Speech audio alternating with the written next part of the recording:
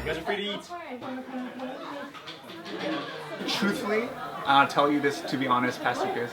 Literally don't remember anything about the first time when you came out of college. I do remember your sermon was about plastic surgery, but that's it. What advice would you give as a father? This comes from deep. This comes from deep in my heart. Is that just don't let that boy get overweight.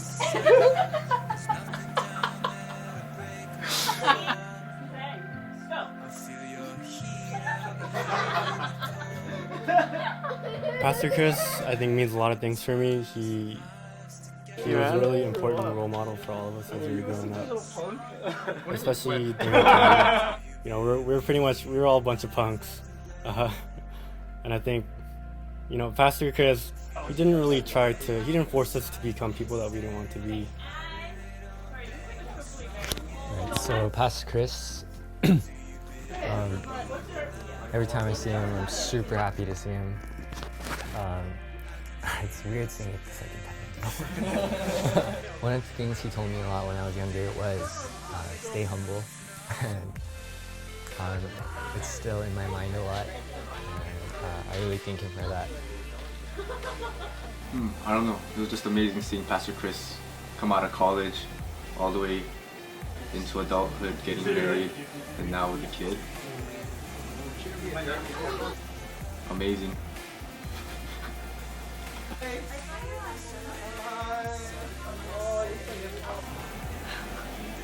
Wait, do we start right now? Congrats, Pastor Chris, on your baby boy. We're gonna miss you a lot from Glendale, and I think it's been like a year and a half or 2 years since the last time we saw you, or since I saw you, but I'm gonna really miss you, and please visit Glendale a lot. The first memory I ever had of Pastor Chris was when I was in, I think, still elementary school, and then he was giving a sermon, and he started it with, "Do you guys ever drive by Jack in the Box?" And then I was like, "What? Like, are we not supposed to eat meat?" And then like he was like, "It says Jack in the Box, but if you look at the B and the B next to it is O and a fish."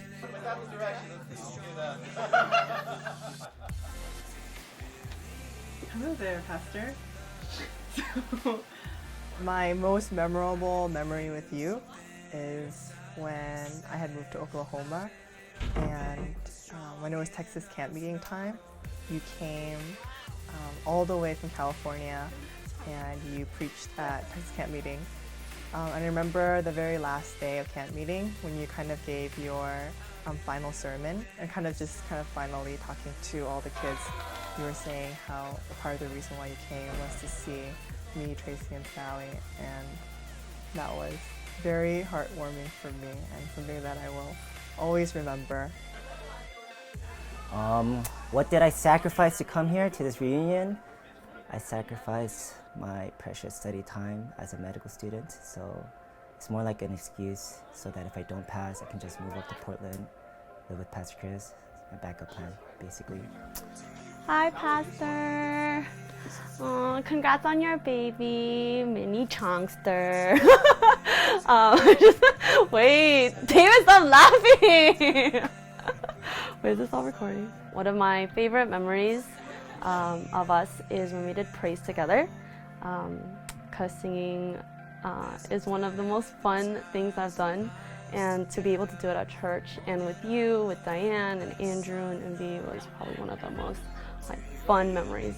I just want to say good luck in Oregon. I know you're going to be a great pastor there. You're going to make a huge difference in everyone's lives because you've done that for us.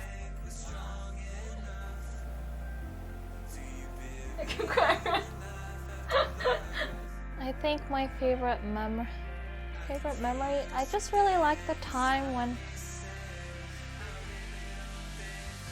when he was at our church.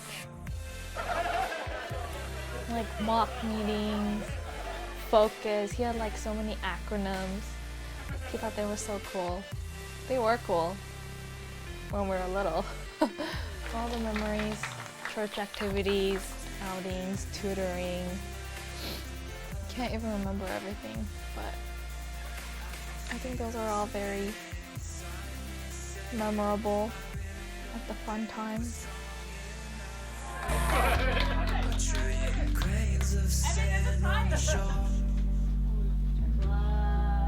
Everyone can tell the whole damn story.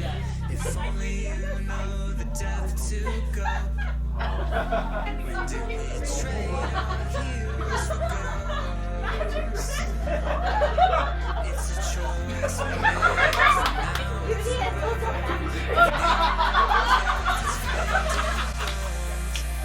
So, let's see. Pastor Chris Chong.